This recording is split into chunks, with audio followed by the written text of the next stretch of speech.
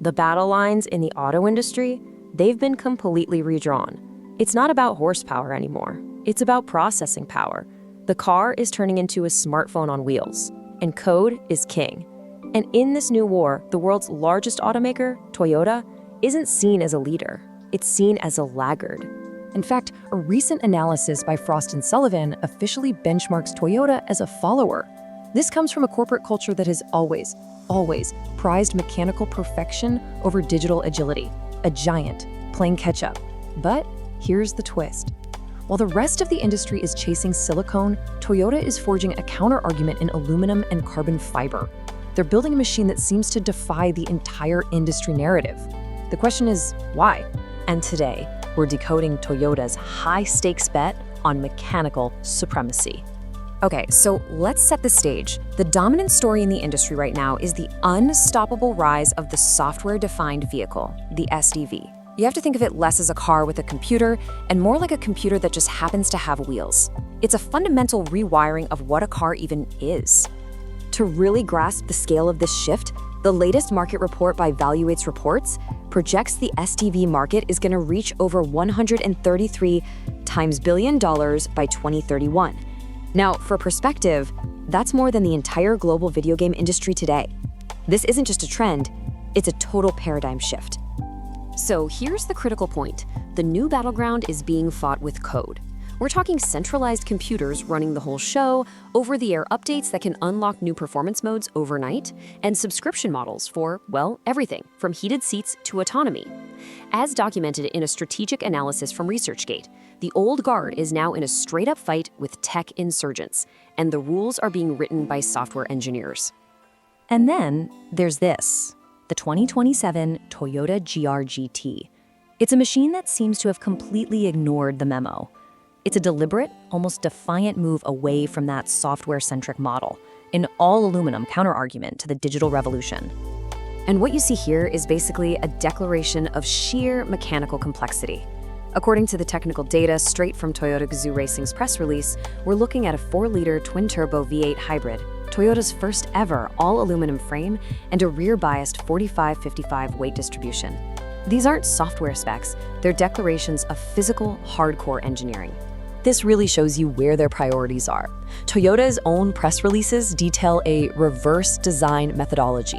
So instead of styling a car and then trying to make it slippery, their WEC experienced engineers first figured out the ideal aerodynamic shape for a top speed over 320 kilometers per hour.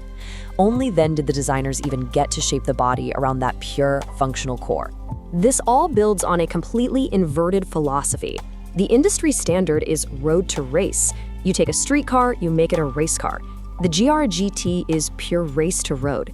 The car's entire architecture was dictated first by the uncompromising demands of FIA GT3 competition, and only then was it adapted for the street. Its DNA is just fundamentally different. So this gets us to the core conflict. Why build a hyper-analog machine in a digital-first world? Well, the answer lies in fixing a deep-seated corporate humiliation and preserving what Toyota themselves call its secret sauce. As documented in the official presentation from Toyota's chief branding officer, Simon Humphries, the whole thing started from a moment of what he calls kuyashisa, humiliation, when Akio Toyoda was told, to his face, that his cars were boring. That pain became the driving force behind the promise of no more boring cars. This promise gets put into action through a uniquely Japanese philosophy, Shikinen Sengu.